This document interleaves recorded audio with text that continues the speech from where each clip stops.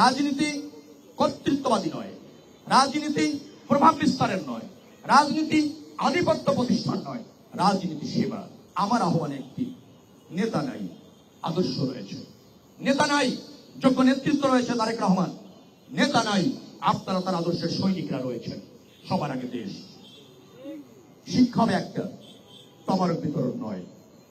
দেশ সংকটে ছিল, 17 বছর সংগ্রাম করেছেন, দেশ আবার গণতন্ত্রে ফিরে এসেছে। এই গণতন্ত্র অব্যাহত রাখতে হবে, মানুষের অধিকার নিয়ে কাজ করতে হবে, জনমত গঠন করতে হবে এবং মানুষের পাশে থাকতে হবে।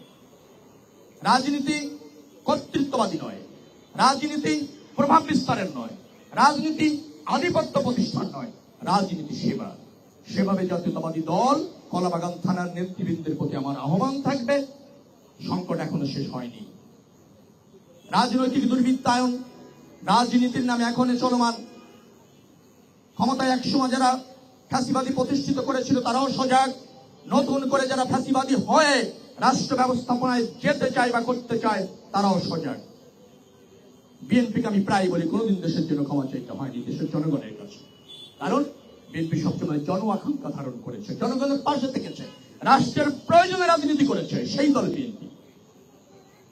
আপনারা জানেন না, 96-এ এই শেখ হাসিনা যিনি পতিত হলেন, দেশ ছেড়ে পালিয়ে গেলেন, তিনি ক্ষমা চেয়েছিলেন, ভোট ভিক্ষা চেয়েছিলেন জনগণের কাছে, বলেছিলেন অনেক ভুল ত্রুটি হয়েছে, আমাদের ক্ষমা করে দেন, একবারের জন্য ভোট ভিক্ষা দেন।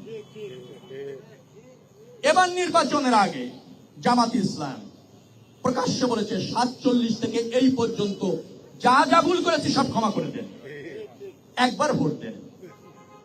বিএনপিকে কখনো জনগণের কাছে ক্ষমা চাইতে হয়নি, কারণ জন আকাঙ্ক্ষা ধারণ করে বিএনপি রাজনীতি করেছে। এই জন্য জনগণ যখনই ভোট দেওয়ার সুযোগ পেয়েছে বিএনপিকেই ভোট দিয়ে নির্বাচিত করেছে।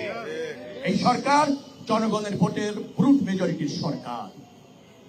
অতএব এই সরকারের দায় রয়েছে জনগণের প্রতি, এই সরকারের প্রতি আস্থা রয়েছে জনগণের, এবং সেটা হলেন প্রতিষ্ঠিত করবেন আপনারা যারা এখানে উপস্থিত আছেন তারা। আপনারা হচ্ছেন দলের পিলার, আপনারা হচ্ছেন সরকারের পিলার। সরকারের ভাবমূর্তি, সরকারের করণীয় জনগণের কাছে তুলে ধরবেন, জন আকাঙ্ক্ষার যে প্রতিফলন সেটা বাস্তবায়ন করবার জন্য সরকারকে সহযোগিতা করবেন।